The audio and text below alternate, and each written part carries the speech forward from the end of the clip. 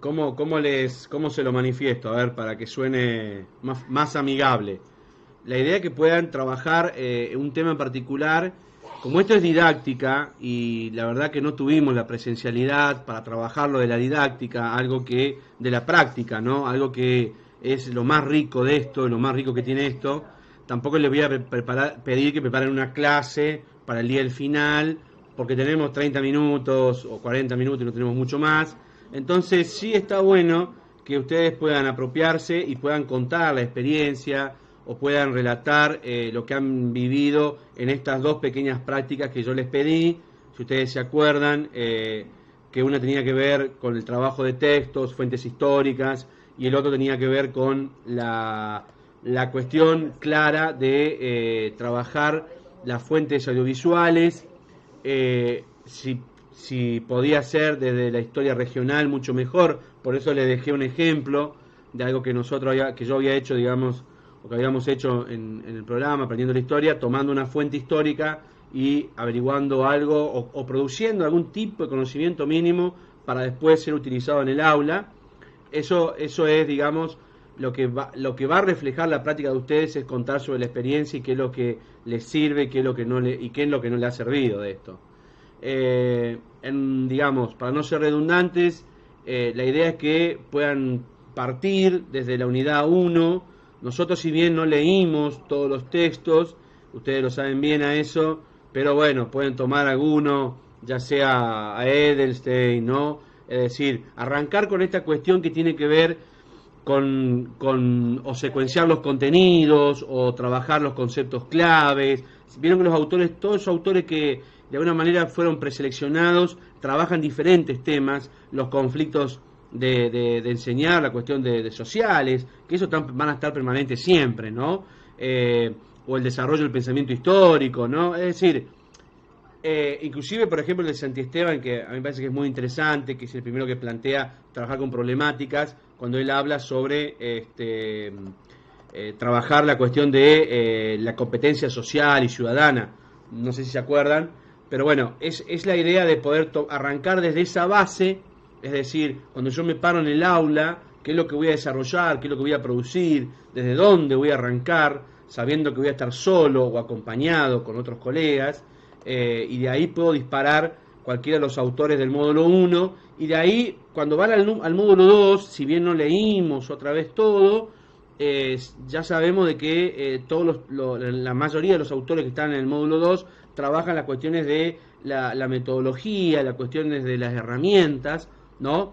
Y ahí aparece el tema de las problemáticas, el tema de, bueno, trabajamos con Ana Torres y el tema de responder a las consignas y el tema de la evaluación, bueno, Devoto, que es el más lindo para leer, el más, el más lindo, digo, por lo complicado que es Devoto, que trabajó la imagen, el tema de la fotografía, ¿no? Ustedes, digamos, partir desde la unidad uno tomando una cuestión metodológica de la 2, y la idea es que rematen con, yo les voy a dejar el texto de Melgar, María Fernanda Melgar. Vuelvo a reiterar, no tienen que hacer una actividad, lo dejo en la plataforma, en el espacio del módulo 4, simplemente con el objetivo de que recuerden de que ese texto estaría bueno que lo lean. Si quieren leer el otro, también léanlo. Es decir, elegí el de Melgar porque María Fernanda lo que hace es muy cortito, pero hace como una reflexión de los diferentes escenarios que yo tengo aparte del aula, ¿no? Porque el texto de García Blanco habla directamente del museo, y el texto de Silvia Tacbaman habla exclusivamente de el patrimonio, ¿no? Es decir, edificios históricos. Los tres textos están muy buenos, pero me gusta más digamos, el texto que trabaja María Fernanda, porque desarrolla diferentes escenarios y hace como un pequeño resumen, ¿no? Un poco de lo que hablan los otros dos autores, pero en un solo texto. Cuando habla un poco de los escenarios diferentes, Ujú. creo que habla de lo que sea el patrimonio natural, Claro, cómo incorporarlo al trabajo en el aula. Después habla del patrimonio social también, y se mete en el tema de los museos y cómo usar los museos web. exactamente. Que hay varios, Eso de claro, que hay varios. que hay un poquito puede analizar eso con algunas cosas de la unidad 2, creo que hablaba un poco del uso de las TIC como metodología. Sí, exacto. Yo, miren, la verdad, cuando, y esto ya es una opinión personal mía, ahora cerramos el tema al final, pero la verdad que creo que hoy, como está el contexto, en realidad siempre, me parece que hubo 3 didácticas antes, no sé por qué quedaron 2, pero bueno, en la facultad también son 3, porque siempre aparece la didáctica 3 como la experiencia práctica, bajada a la realidad, ¿no? Es decir, ahí es donde los estudiantes aplicaban las metodologías didácticas directamente en el aula, que es lo que les pasa a ustedes cuando hacen el taller, ¿no? El taller 4 principalmente, que bajan, digamos, algún tipo de secuencias o bajan algunos temas y tienen que ponerlos ustedes dando clase, y obviamente, como son observados, van y exponen lo mejor, pasan video, películas, se peinan, se bañan, y claro, porque están siendo observados. Después cuando se recibieron, viste, bueno, listo, agarro los libros y los tiro todo. No, creo que en el contexto de hoy hay que aplicar claramente, y lo vamos a hablar con Ana para el año que viene, que en ese espacio, en la unidad 3, o crear otra unidad, la unidad 4, con más tiempo, trabajar el tema de las TICs, ¿no? Es decir, profundamente, porque hoy el contexto nos lleva a eso. Hoy no puedo ir a un museo porque está cerrado, entonces tengo que trabajar con un museo digital, un museo en internet, que hay varios museos web, como el de Louvre, el de Nueva York, páginas que son muy, muy interesantes, ¿no? Es decir, que tienen que ver con la historia. Lo que pasa es, claro, que estaría bueno que tuviéramos el Museo de la Plata, al museo, qué sé yo, el Museo Cara Roca, ¿no? Es decir, Lorenzo Winter, estaría bueno porque es nuestra historia, pero bueno, hay que ver qué pasa en el mundo, y lo que se viene va a estar muy relacionado con la cuestión virtual, claramente. Entonces hay que darle un enfoque a eso. Por eso repito, rebobinando, 27 cierra el cursado, siempre cualquier duda, cualquier pregunta me escribe, ningún problema. De ahí, si se preparan para diciembre o para febrero, cuando ustedes se preparen, traten de trabajar los 3 módulos con algún autor que vaya relacionando los temas. Ya sea del módulo 1, no sé, el impacto social, o cómo puedo trabajar las ciencias sociales en un bachiller, o en un... Digo bachiller porque el texto del español lo que plantea es que a veces lo más difícil es trabajar en cuarto y quinto, ¿no? Yo en primer año, cuando ustedes se pagan en primer año, que recién vienen de la primaria, y en esos primeros 3, 4 meses, a los chicos le dicen, tírense al pozo, los chicos a veces tiran, ¿no? Es decir, hay una cuestión que tiene que ver con eso, y que la historia, digamos, si se preparan bien y realizan buenas adecuaciones, les va realmente muy bien en el camino de la enseñanza. El problema es enseñar a los chicos de cuarto y quinto que pueden tener las 4 cualidades, digo yo, que tiene un estudiante en cuarto y quinto año. O no les interesa la materia, o no les interesa trabajar, pero ni nada en la escuela, o son muy críticos, ¿no? Y ya vienen formados con cuestiones propias de la casa, de las redes sociales, los medios, o tienen aquellos que les interesa realmente la temática y empiezan a buscar, investigar más. Entonces a veces vos te quedás corto, porque no sabés hasta cuánto profundizar, y te quedás corto. Esos son los más lindos, ¿no? Es decir, son los mejores. Pero, vuelvo a reiterar, son problemáticas que tenemos cuando enseñamos la historia. Y más si no estamos solos, estamos compartiendo con filosofía, o con economía, con diferentes espacios curriculares. Cuando tenemos todo ese planteo armado, nos vamos a un texto 2, al bloque 2, y elegimos algún texto que tenga alguna cuestión de secuenciación, algún tema, alguna cuestión que tiene que ver con el que a ustedes más les guste, el que ustedes tengan más experiencia. No sé si Devoto es tan bueno para leerlo, pero ha hecho, el texto es muy interesante. El de Devoto es un texto muy interesante porque plantea bastantes realidades que suceden, ¿no?, en el espacio áulico, y después cerrar con la salida del aula, ¿no? Es decir, obviamente cuando volvamos a la presencialidad, o no, pero bueno, me parece el texto de Melgar es el más completo de los dos.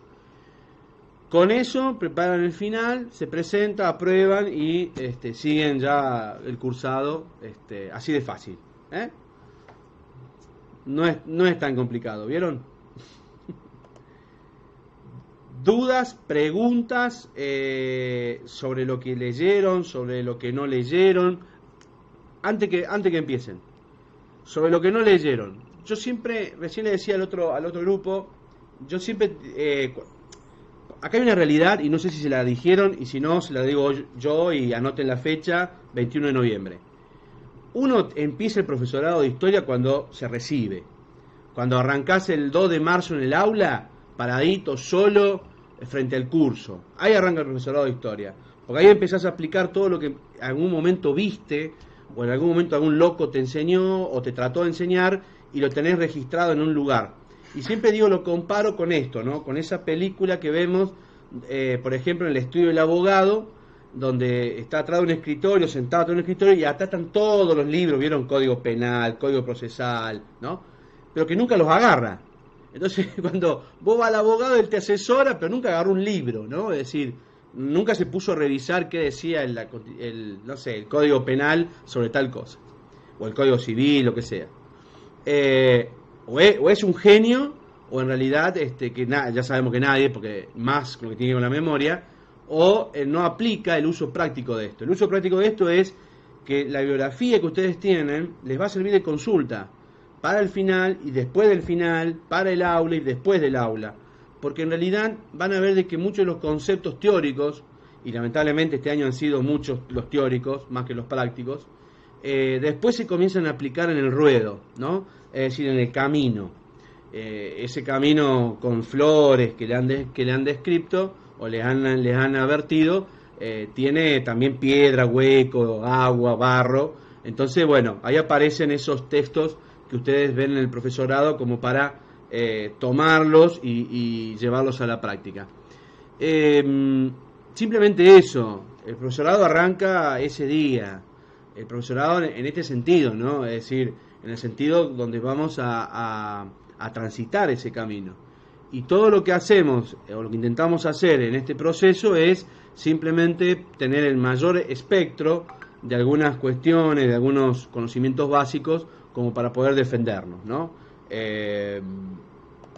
Esto no se trata, como yo... profesor, el sí. texto por ahí que tenía una duda era el de Libedinsky,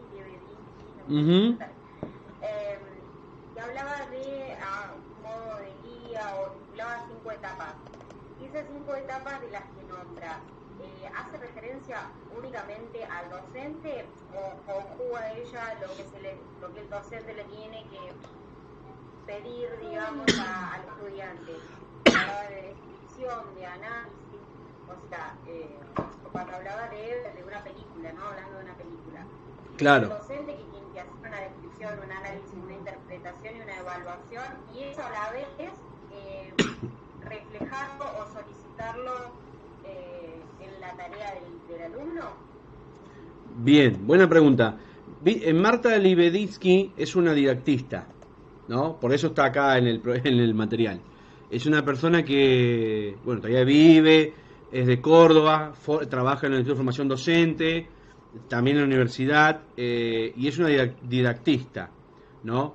Es decir, lo que ella realiza en este caso, en este escenario que yo les traje, es plantearte el tema del debate.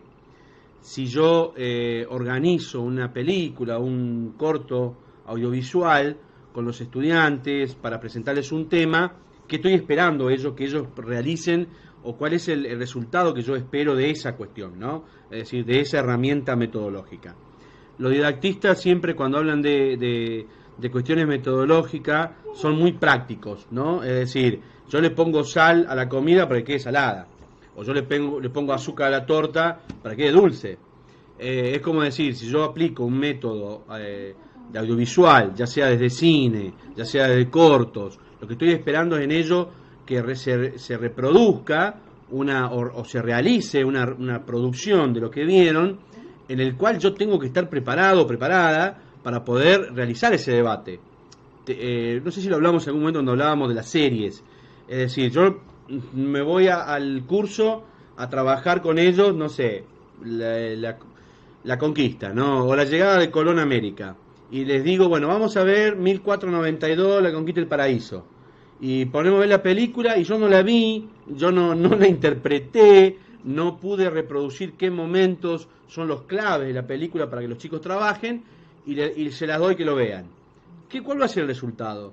Que los estudiantes o no les interese el tema, porque yo no hice un hincapié, no trabajé con ellos previamente, o directamente me empiezan a preguntar cosas que yo ni tengo ni idea, porque tampoco las reproducí yo, ¿no? No sé si me explico, es decir, yo no puedo darle algo a ellos esperando un resultado si no lo obtuve yo primero. Acá hay una compañera que esto lo vivió en experiencia propia. Ella hace una entrevista o hizo una entrevista y se encontró realmente con cuestiones que ni esperaba, pero porque en realidad es así el primer acercamiento, ¿no? Es decir, cuando alguien te dice, mirá, o vos mismo descubrís, le voy a mostrar un tema desde una producción nacional, no sé, la historia oficial, una película ganadora de un Oscar, y vamos a trabajar con ellos el tema de, algunos efectos de la dictadura del 76, que fue la desaparición de los niños, ¿no? Y el trabajo de las abuelas de Plaza de Mayo. Bárbaro, ¿viste la película Historia Oficial? ¿Viste el protagonismo? ¿Viste quién es, cómo es la trama? ¿Cuál es? Para poder obtener el resultado, primero tengo que verlo. Acá tengo una compañera que ahora ella puede volcar esa producción que hizo, porque ella tuvo la entrevista, la vio, realizó un análisis, entonces ahora cuando le muestre el video a los chicos de una entrevista que hizo de historia local, sabe a dónde va a apuntar para esperar el resultado. No sé si me expliqué, Diana. Sí, es como así. Sí, es decir, es como una intervención previa, o sea, me pongo en juego yo como docente, analizo yo, le escribo yo la película, la conozco, la analizo y después sé yo cómo trabajarla. Bueno. Exacto, y sabés cuáles son los puntos fuertes o puntos positivos y negativos, porque también les va a pasar eso. Por eso algunos no utilizan toda la película. Varios de los autores también decían, son herramientas que te pueden disparar para un montón de lugares, más allá de que el docente estipule o planifique determinada o analice en determinada dirección una película, un corto, unas imágenes, te abre el abanico a múltiples preguntas, a múltiples direcciones que incluso no están previstas. Totalmente. Y te va a pasar igual, ¿viste? Aunque vos estés preparada o preparado, te va a pasar igual. Porque lamentablemente pasa eso. Los jóvenes, inclusive los niños también, ya van a ir con una construcción social previa, ¿no? Lo cognitivo, lo que le enseñó Espósito ahí en... el que habla de las cuestiones cognitivas, ¿no? Es decir, hay algo que hoy a veces lo tienen los medios de comunicación, las redes sociales. Entonces te puede, digamos, resultar algún tipo de cuestión que no sale para hacia el lado donde vos querés. Ahora, lo importante es siempre esto. Por eso hay personas que cortan, ven una parte o ven otra. Mirá, uno de los puntos complicados hoy de trabajar en las escuelas son los derechos humanos. Los derechos humanos. ¿Por qué? Porque ni la sociedad misma, ni los adultos entendemos que los derechos humanos están por encima de las leyes. ¿Me entienden? Que están por encima porque son inalienables. Es decir, hay cosas de derechos humanos que están por encima de cualquier cosa, ¿no? Y es recontra complicado explicarlo, recontra complicado producirlo y que ellos obtengan esta cuestión. Porque hay mucha, digamos, también, que pasa en los adultos, ¿cómo podría decir? No es algo corrupto, malversación de la idea, ¿no? Y lo tenés reflejado en esto que pasó ahora con el tema de Santiago del Estero, con ese papá que tuvo que llevar a su hija con cáncer, caminar 5 kilómetros. ¿Qué falló ahí? Falló la educación. Nadie le explicó a estos muchachos que los derechos humanos están por encima de cualquier ley. Nadie le explicó a los alemanes que aunque Hitler hiciera una ley que hay que matar judíos, no había que matarlos porque eran seres humanos, ¿no? Es decir, bueno, esto vas a ver que se replica en todo el campo y el contexto histórico, más allá que los derechos humanos toman fuerza después de la Segunda Guerra y que en la década del 80 hay un posicionamiento muy grande por la cuestión del derecho positivo, ¿no? Eso lo tenés mucho mejor que nadie, lo debes saber. Entonces, pero hoy llevarlo a la escuela No sabés lo que cuesta. Sí. A mí me pasó de tener que trabajar derechos humanos porque yo estuve dando cívica. Y por ejemplo, la profe hizo un trabajo práctico para los chicos y ella se enfocó solamente en lo teórico. Y para los chicos era resumirlo, la bibliografía que ella dio y todo lo demás. Ahora yo me enfoqué en mi trabajo práctico y hacerlo de la vida cotidiana, que ellos buscaran ejemplos de los derechos humanos o de la discriminación positiva y todo lo demás. Claro. ¿Saben qué me pasó? Y les costó un montón asociar esta idea a cosas que ocurren todos los días. Por ejemplo, hablábamos de discriminación por, no sé, por opinión política y un montón me dieron ejemplos en la radio cuando le sacaban el cuero a la intendenta. Y yo le decía, no, le digo, no es eso, le digo. En democracia deberíamos poder criticar, le digo, libremente. Entonces, dio para que habláramos un montón de cosas, porque ellos no asociaban esos derechos. Ellos antes habían hecho unos teóricos buenos, pero cuando tuvieron que pensar en ejemplos de la vida cotidiana y cosas así, no podían asociarlos, les costó un Perú. Quizás lo difícil es esto, poner en práctica o reflejarle a los chicos la dimensión que tienen los derechos humanos. Quizás por ahí el mismo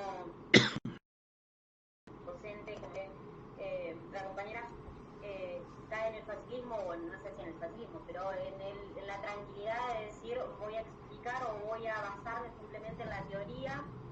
Yo cerré mi clase explicando qué pasó acá, qué sucedió, y no doy pie al análisis o no doy paso a que ellos lo reflejen en la actualidad. Nosotros tuvimos un tema muy sensible también con Sofía en el taller, que tiene que ver con las tomas, con algo que para los chicos es muy cotidiano, y hay que trabajarlo, y hay docentes que por ahí eligen explicarlo desde afuera, desde lejos, y decir esto pasa allá, no acercarlo al problema en sí por la dificultad de manejarlo o de que ellos dimensionen la importancia que tienen. Claro, en lo que diríamos en didáctica, ahí lo tenés en el texto de Gloria Edelstein, el método, ¿no? El método, es decir, cómo... A ver, ¿por qué pasa? Recuerden esto, la historia reciente, recuerden esto. Es muy complicado trabajar los temas contemporáneos, muy complicado. Mientras más reciente sea, más complicado es, porque no tenés la construcción histórica o la construcción empírica, ¿no? Es decir, ¿qué pasa? Hoy en día cualquiera puede opinar, cualquiera puede escribir, porque hay un método y lo hace, y muchas veces lo hacen sin las fuentes, ¿no? Es decir, lo que agarran es agarrar y decir, bueno, a ver, me paro de este lugar, construyo algo, y están trazados o alineados a cuestiones que son más políticas, ideológicas, ¿no? Es decir, hasta a veces filosóficas. Pero bueno, vuelvo a decirte, ahí tenés el problema y ahí te lo resuelve Gloria Edelstein diciendo el método. ¿Qué método podés aplicar para trabajar un tema de este tipo, ¿no? Quizás llevarte una ventana en el tiempo a lo que tiene que ver, por ejemplo, con lo que es la ocupación, el sistema colonial, ¿no? Es decir, para después volcarlo a la actualidad. Porque encima lo que nos pasa en la historia es esto, es igual, es repetición, ¿no? Es decir, que lo que se ve, lo que sucede es que en el campo de la historia, es decir, en el momento temporal de la historia, en el recorte del tiempo histórico, diría Marc Bloch, se van sucediendo, ¿no?, los ciclos y se van repitiendo. Entonces lo que pasó con cuestiones que tienen que ver, no sé, suponete, con discriminación, con el tema de violar los derechos humanos y un montón de cosas más, en el tiempo se ven replicados quizás con otro concepto u otra mirada, pero que a vos te sirven para poder llevarlos adelante, ¿no? Es difícil pararte hoy y trabajar un tema tan candente como las tomas, específicamente porque no tenés una producción, digamos, que venga conllevada con cuestiones históricas, son más corrientes ideológicas o políticas a veces. Pero lo podés hacer tomando otras cuestiones, qué sé yo, no sé, volcándolo al imperialismo, ¿no? El reparto de África, sería algo similar, ¿no? Cómo se despoja a las personas de derechos, cómo se despoja a las personas de las propiedades, ¿no? Es decir, y lo vas tomando y lo vas llevando. Es un tema, vuelvo a reiterarlo, cada vez que te acerques más a la historia reciente, son temas complicados. Y cuando trabajás los problemas sociales contemporáneos, más todavía. Lo que vos decías recién, esto de cómo entender que muchas veces los derechos humanos están por encima de las leyes. Exacto, o sea, en este caso también. claro, por más que ocupes un terreno. Interpelar y decir, sí, profe, nosotros tenemos derecho a una vivienda y toda persona tiene derecho a vivir dignamente. ¿Y qué pasa? Claro, pero ahí lo. De esa manera, porque lo interpelan de todos lados. No, está bien, pero ahí la. Claro, sí. No, sí lo entiendo. El tema es, vos tenés que salir siempre por el lado práctico, ¿no? Es decir, aplicar, digamos, la cuestión de derechos humanos en un sentido que es el siguiente. Por más que las personas estén violando la ley, porque están violando la ley, es decir, no obedecen a un juez, no obedecen al Estado, no obedecen a digamos, como ha pasado con el tema de estos grupos que se llaman mapuches en la cordillera. Digo se llaman porque no está comprobado son mapuches o no, pero bueno, supongamos que sean mapuches, que no reconocen al Estado. Por más de eso, no podés, digamos, violar o quebrantar un derecho humano, ¿no? Porque el principal derecho es el derecho a la vida. Después hay la manera que tiene, digamos, el Estado, que debe el Estado resolverlo, es de manera diplomática. ¿Cómo? No sé, ahí habrá gente que tiene que resolverlo, que habrá estudiado para eso, y si no estudió, que se hagan cargo. Pero las cuestiones son usar la diplomacia. Si estamos en el siglo XXI, es más, hemos pasado 20 años del siglo XXI. Pero ¿qué te encontrás? Te encontrás con la ausencia del Estado, la ausencia de la política, bueno, y ahí vos lo podés llevar para donde vos quieras, porque también hay derecho a la educación, 60% de los chicos no están conectados. Derecho al trabajo, estamos casi en 2 dígitos, 20 y pico de % desocupados en Argentina. Derecho a un trabajo digno. ¿Cómo puede ser que con la pandemia nos enteramos de que el 100% de la gente que trabaja en Argentina, el 42% está en negro? ¿Nos enteramos con la pandemia o no enteramos? ¿O no? ¿Cómo puede ser? El derecho a una calidad de vida o el derecho a una vivienda digna, y tenés millones de personas que no tienen un techo, ¿no? Derecho a, bueno, decía, el derecho a una calidad de vida. Tenemos, no sé, vamos a terminar con el 60% de pobres. Bueno, ahí tenés para trabajar y hacer y hasta lo podés comparar con otros países, que hicieron otros países, ¿no? Ya sea de América Latina, ya sea de diferentes lugares. Bueno, yo, profe, le di la tarea esa de que ellos buscaran en las noticias ejemplos del no cumplimiento de esos derechos. Exacto. Ellos habían hecho ese cuadro y todo eso, tenían que pensar y en las noticias se una patada, porque lo que más muestra son cosas que no se cumplen. Qué feo lo que está diciendo. Estamos en Argentina. Pero a otros igual les costó bastante, entonces después lo charlábamos y también fue interesante el charlar con los chicos para que pusieran a pensar, ¿no? ¿Sí? Y bueno, después nos enfocamos en la otra parte de los derechos, ¿no? Pero me pareció interesante trabajar y eso fue lo que más me llamó la atención y lo que yo le decía a la profe que debíamos enfocarnos ahí, de qué sirve saber la teoría si en la práctica vos no entendés cuáles son mis derechos y cuándo los están quebrantando. Claro, ahí nomás metés participación ciudadana y tenés clase para todo el año. No, la verdad que sí, y está fantástico, y está bueno que se haga el pensamiento. Pero bueno, recuerden estos autores que les van dando una idea, les van dando una línea, ¿no? Es decir, le van dando por lo menos alguna interpretación, aunque sea teórica, y ustedes van a decir, bueno, profe, pero de la teoría a la práctica, sí, pero no se crea que son investigaciones, o no se crea que los autores que le he aportado, espero que les sirvan, no tienen buenos desarrollos, tienen muy buenas ideas. Siempre la cuestión de la memoria, el tema del pensamiento histórico, que están dentro de este módulo, el módulo 1, por ejemplo, son muy interesantes para recordar y llevarlos al aula. También las cuestiones de la causalidad histórica, ¿no? El texto de, ¿cómo se llama? García Hernández, ¿sí? Que habla sobre las diferentes perspectivas didácticas que uno puede utilizar basándose en la causalidad. Lo que vos podés hacer, ¿no? Para que ellos salten y empiecen a tirar ideas y que tienen que ver con esto, cuáles son las causas y los efectos que se producen. Bueno, hay digamos muchas cosas para poder hacer. No es un terreno fácil y sencillo, especialmente si están acompañados con otros profes, porque también van a tener su pensamiento, su mirada. Es un tema, en el caso del SRN estoy hablando, ¿no? En el caso de otras modalidades, de otras provincias, bueno, las materias están solos, pero en el caso del SRN, cuando tienen que planificar por área, o tienen que planificar, o digamos, armar las metodologías por área, es un trabajo más engorroso, por las construcciones que tiene cada uno como docente. Ustedes que son jóvenes y que están en este contexto, bueno, por ahí van a tener mucha más frescura y más herramientas para llevar adelante, ¿no? Pero bueno, todavía ahí sigue, como decía por ahí la compañera, ahí siguen todavía muchos docentes que están con el librito bajo el brazo y tienen su método. ¿Cómo me acuerdo? La comodidad del método, lo dice también Gloria. La comodidad del método, es decir, esto es lo que me sirve, esto es lo que uso.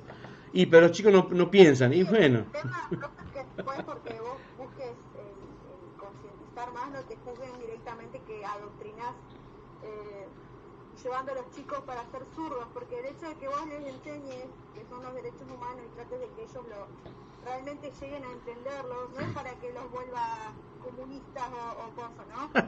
Parece que ese es el pensamiento de algunas personas, porque no sé, sí. Escuché a la ministra decir esas cosas que dijo.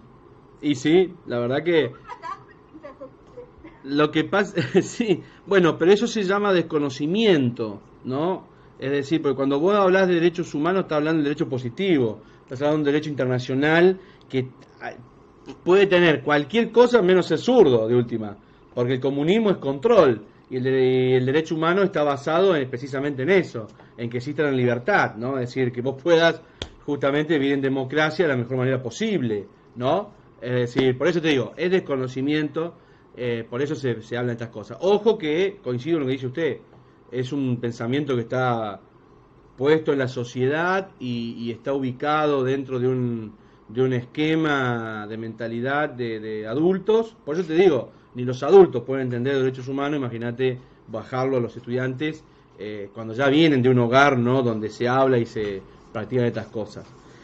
Es una ardua tarea. Pero bueno, mira, de última está bueno que la ministra se expresara y está bueno que todos se expresen, así ya sabe lo que piensan, ¿no?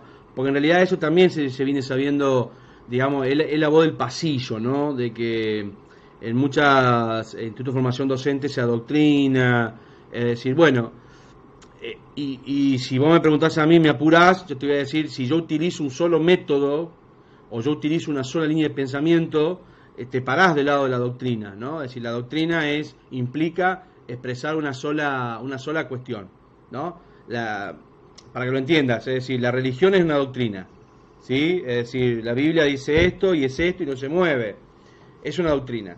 En cualquier religión, ¿no? Es decir, salvo alguna por ahí, pero cuando vos lo bajás en la escuela y vos siendo profesora de historia, lo que tenés que abrir es abrir el panorama, abrir el espectro, ¿no? Es decir, si hablas de Perón, contar las cosas interesantes de Perón y contar las cosas no tan interesantes.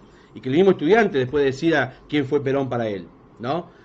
Por decirte una idea. O cuando hablas de soberanía, justamente ayer que se habló de soberanía, hay gente que no tiene ni idea lo que es la soberanía. Mirá el fracaso del sistema educativo en los últimos 30 años. El sistema educativo en los últimos 30 años, en la historia, lo que hicieron en Historia de Educación Argentina conmigo ya lo saben. Del 76 para acá el sistema educativo argentino se destruyó completamente. Entonces vos tenés gente que hoy no sabe lo que es la soberanía. Creen que la soberanía es empuñar una bandera, agarrar un arma. A ver, tiene que ver sí con la defensa de tu patrimonio, no solo el patrimonio económico, político, social, sino el histórico también. Y cuando vos hablas de soberanía, justamente, cuando vos hablas de soberanía, también estás hablando de la soberanía educativa, de la soberanía de salud, de la soberanía económica, o sea, hay diferentes tipos de soberanía. Hubo presidentes de Argentina que lo vieron a esto, ¿sí? Con diferentes modelos, diferentes, Roca, Irigoyen, Perón, Ilia, y me paro a contar. Hablaban de la soberanía. Alfonsín también lo manifestó, pero bueno, no pudo llevarlo a cabo. Pero cuando habla de soberanía, es eso, que en Argentina, ¿cómo puede haber hambre en Argentina si producimos alimentos para 400 millones de personas? Quiere decir que en alimentos no tenemos soberanía, ¿sí? Y cuando vos hablas de soberanía, lo podés llevar a bifurcar esos mares. La vuelta obligado, sí, bárbaro, excelente. Bueno, En el sentido en el sentido de representar las múltiples necesidades, no solo un sector, cuando hablamos de economía, educación, salud, como un significante vacío que adopta o que engloba todas las demandas.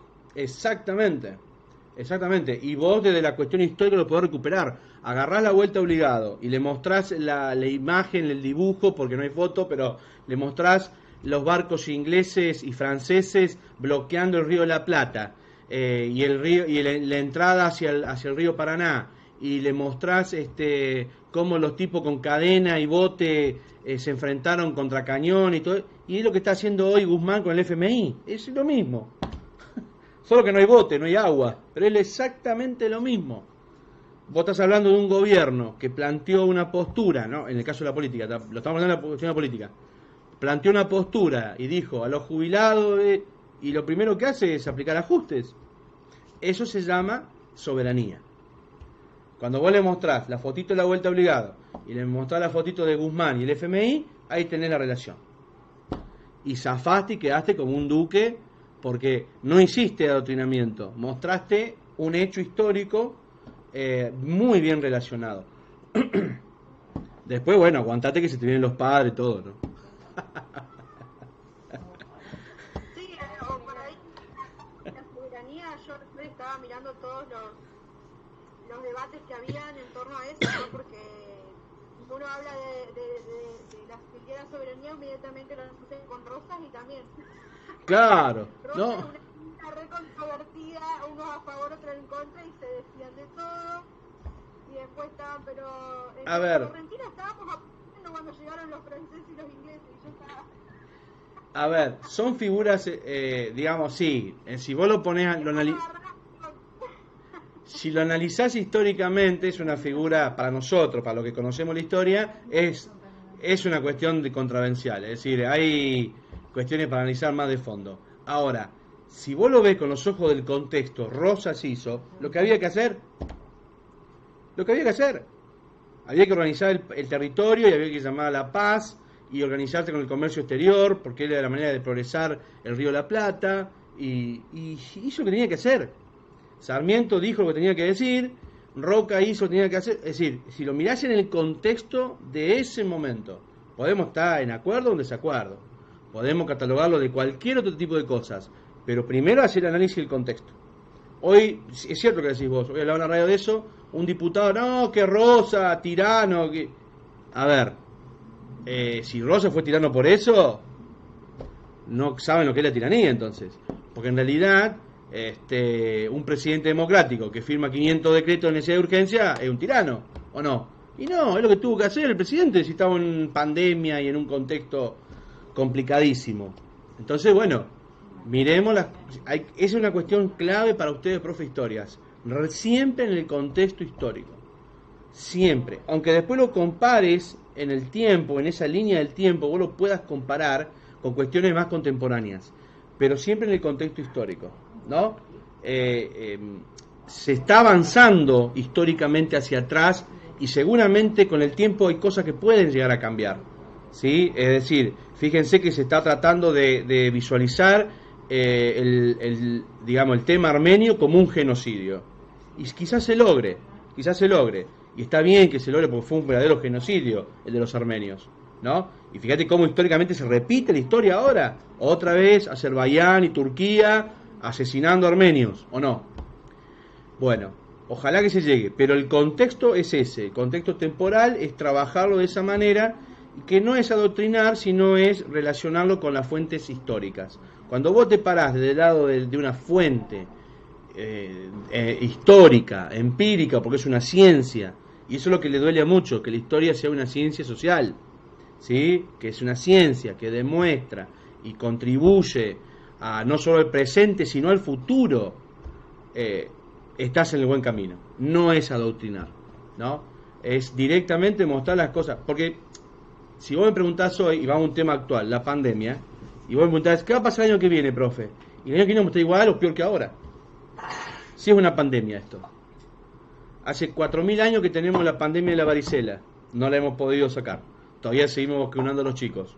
Hace 2000 años tenemos el sarampión, no lo hemos podido sacar, ¿sí? ¿O no? Tenemos pandemia activa como el SIDA, ¿o no? Que no hemos ni siquiera logrado encontrar la cura. Tenemos la pandemia de la gripe española, que es la influenza, que todos los años viene. Entonces, ¿quién te lo va a poder mostrar a esto? Y alguien que aprenda de historia, alguien que conozca lo que pasó y sepa que es una pandemia primero y qué pasa cuando aparecen pandemias de este tipo. Que el virus no es conocido, que el virus no tiene... Y eso que estamos en el 2020, ¿no? Por eso yo siempre hago esta cuestión temporal. Ya pasamos 20 años del siglo XXI. El siglo del conocimiento. Nuestros hijos, o sus hijos, sus nietos, van a recordar este momento como el siglo del conocimiento. Y todavía no tenemos agua, no tenemos internet, no tenemos... Bueno. Preguntas, dudas. No se pongan a adoctrinar, no se pongan a adoctrinar a nadie, ¿eh? ¿Vio el video que hice o no? Sí, excelente. ¿Lo cuento yo o lo contás vos? No, cuéntalo usted, así me dice su opinión. Listo, contalo, dale. Les pongo el contexto. La compañera hizo un trabajo de historia regional. Yo hasta me animaría a decir de microhistoria, pero bueno, es un trabajo de historia regional, donde logró encontrar información propia de su lugar, ¿no es así? Cuéntele, pero no qué trata, no le cuente qué trata, así no lo spoileamos. ¿Qué le pareció a usted haberlo hecho? Eso cuéntele nada más. Después se lo comparto yo a ellos para que ellos lo vean, ¿te parece? Sí. A mí me encantó, siempre me gustó hablar con la gente y la verdad que encontré mucho más de lo que pensaba encontrar. Y la verdad que yo que le empecé a pedir material y cosas porque me entró el bichito de querer seguir sabiendo, investigando, porque es un tema muy poco conocido. La verdad me dio bronca también porque en Allen siempre se suele resaltar figuras de un montón de personas que vinieron mucho después de los primeros que llegaron. Y las personas primeras que llegaron fueron personas que fueron recontra sacrificadas, ¿no? Exacto. La fuente que yo conseguí es del primer poblador de Allen, que se llamaba Roque Galarce, que vino en la campaña de desierto con Roca, obviamente obligado, porque no creo que le hayan preguntado. Y la parte conocida, bueno, la van a saber en el video. Sí. Pero la verdad es que me pareció genial y los testimonios de ellos, porque son gente muy, muy humilde, ¿no? Y las luchas que han tenido que tener décadas y décadas después para poder llegar a tener algo de todo el esfuerzo que había tenido esa persona, ¿no? Era el nieto con el que hablaste vos, ¿no? El nieto era. Bisnieto. El bisnieto. Ahí está. El bisnieto. Y así que por lo menos me dieron ganas de seguir buscando fuentes en el diario. Cuando pase la pandemia quiero ir a tierras, a rocas, para seguir averiguando.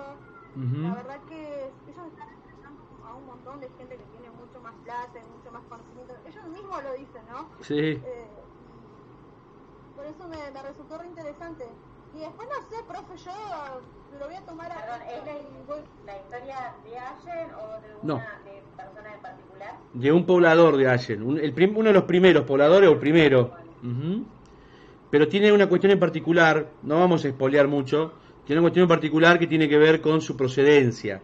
Escuchate lo que ella dijo, vino una campaña al desierto, obviamente hay mucho que tiene que ver con el tema de los soldados de la campaña al desierto, ¿no? A mí me pasó cuando investigué sobre Gómez, el famoso JJ Gómez, sargento que defendió el Fortín ahí en Cipolletti. Por eso acá tenemos un barrio que se llama JJ Gómez, ¿no? Es decir, un asentamiento, ¿no? Es decir, que después se transformó en un barrio. Bueno, tiene que ver mucho con esta cuestión de los soldados que vinieron en la campaña del desierto, pero este es un hecho muy particular porque es de un contexto social diferente. Hasta ahí nomás. No es populismo más, ¿no es cierto? Bueno, lo esperamos entonces. Sí, les voy a pasar... la voz de mi mamá al final y algunos gritos de mis hijos, pero bueno. No, les voy a pasar, está en el canal de YouTube porque es pesadito, así que, perdón, es un video que está en YouTube, así que después se los envío, ¿ok? Pero está muy bueno. Está muy bueno porque uno se encuentra esas cosas. El ejemplo que yo les pasé, que quizá ustedes me decían es mucho más moderno y no hablamos con la fuente, porque ella tampoco habló con la fuente no está, hablamos con un familiar directo, que yo les pasé sobre López Lima, la entrevista que yo hice al doctor López Raffo, que todavía está vivo acá en Roca, ya se ha retirado de la medicina, que contó cómo su papá organizó prácticamente la salud en el Alto Valle, ¿no? Es decir, mudando lo que iba a ser el hospital de Allen a Roca, fundando el hospital, digamos, que hoy es uno de los máximos, digamos, el de mayor complejidad en la zona, fundando las clínicas privadas, el sanatorio privado, ¿no? Es decir, cómo la medicina privada también se inserta en el Alto Valle, es decir, y vos lo escuchás al video, ustedes lo escuchan, y una persona que te va contando como si, y obviamente, él es un protagonista de la historia directo, porque es el hijo, ¿no? De quien fuera uno de los médicos más respetados de la zona, porque bueno, fue, repito, el primer director, digamos, de salud que tuvo esto, que dependía de Buenos Aires, ¿no? Estamos hablando de un territorio nacional que dependía de Buenos Aires. Pero bueno, esos hechos históricos traen estas cosas. El trabajo de la compañera está muy bueno. Imagínense hacia dónde se remonta, ¿no? Más de 140 años en la historia. Y que bueno, ella, conociendo esto, encontró un protagonista directo, es un bisnieto, que cuenta la historia. Y bueno, son estas fuentes orales que uno sabe que sirven, son muy prácticas a la hora de aprender historia. Así después les paso el enlace para que lo vean. Ya no lo iba a compartir antes de preguntarle a ella, pero bueno, está muy, muy bueno. Muy bueno para trabajarlo en clase también, cuestiones sociales, está muy bueno. ¿Dudas, preguntas? Sí. Forma para, yo quiero hacer después un proyecto o algo, porque me parece que es injusto que la ciudad de Allen no lo reconozca a este señor. Yo no, mirá, perdóname, no solamente Allen, estaría muy bueno que lo presentes, yo te puedo hacer contacto con la gente del Consejo Liberante de Roca, porque en realidad está bien, vivió en Allen, pero es del Alto Valle, ¿o no? Inclusive el testimonio habla de eso, ¿no? Estaba en el Fuerte Roca, después trasladado, ¿no? Es decir, tiene que ver con la historia del Alto Valle. Acá el Consejo, no sé si en Allen lo hacen, el Consejo Liberante de Roca reconocen a los, digamos, personajes históricos, ¿no? Post-mortem o vivos, y estaría muy bueno, sí, claramente. Acá hay una comisión de estudios históricos en Roca que trabaja con el Consejo Liberante. Sí, yo pienso que lo voy a tomar de proyecto después que me reciba, porque la verdad que me parece, también en Allen una forma de reconocerlo, la verdad es que ¿Sí? Los demás personajes tienen, yo les decía a ellos, tienen todos una casa que sea, y él ni siquiera es conocido, nada, y totalmente ignorado. Yo que empiezo con parte del proyecto Allen, Sí. y apenas dice, no sé si un segundo su nombre y lo salta. Así que una reivindicación, ¿no? Porque hay muchas personas que son invisibilizadas por un montón de cosas. Totalmente. Así es. Bien, no lo deje estar, o sea, actívelo. No lo deje, muévalo y bueno, le repito, acá en Roca sí existe, han reconocido a gente, le digo por qué, han reconocido gente de Cervantes, gente de, bueno, diferentes lugares, Guerrico, ¿no? Trabajan también con lugares históricos. Bien, dudas, preguntas, se nos fue la hora, ¿eh? Ya a partir de ahora es otro precio. No, todo bien por mi parte, todo bien. Bien, Víctor, ¿está listo para el final?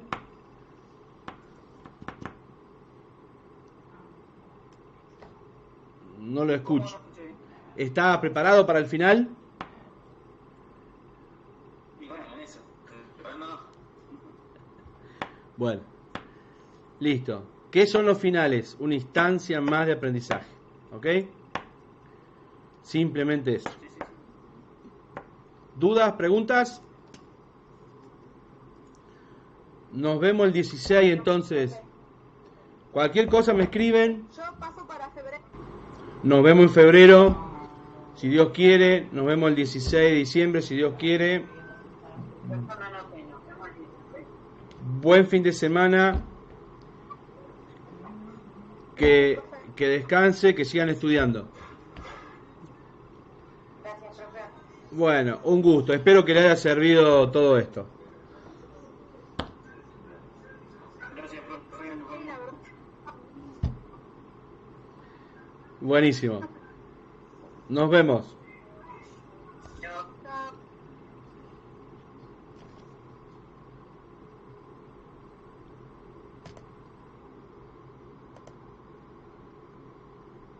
Terminé el cursado. Soy libre. Call of Duty. Libre como el viento de mi lamento, como el mar. Libre. ¿Qué?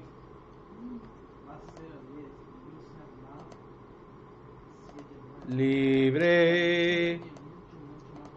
Piri, pi, pi, pi, pi, pi, pi. ¿Cuántos olímpicos ha dado Boca? 7. En total, entonces ¿cuál era? Entonces dice 0-10 Leona versus Cruz. Por esa, Sí, ¿verdad? fue a palo. Ahí. Supone que debería perderlo, ¿no? Claro. 8. 47. Ah, mirá. Claro, no me acuerdo del principio. ¿Cuántas me dijiste? 47. aguanta, Aguantan aguanta. con no. Ahí va, mira. Esta canción, pues. Te mojas, te pones shampoo.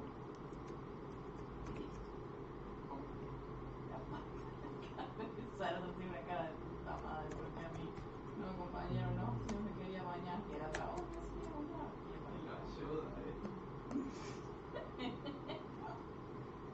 Tenemos entre los dos nuestra mascota dueña. puta, murió.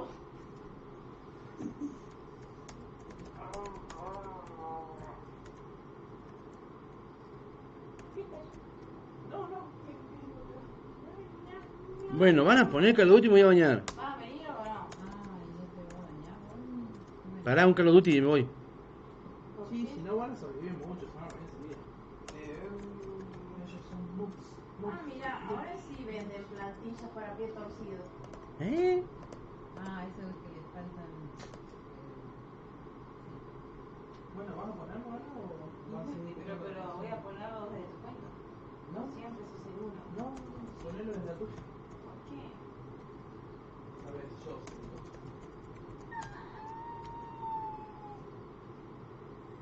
No, pero voy a ponerlo desde la tuya porque vas a jugar vos como acá.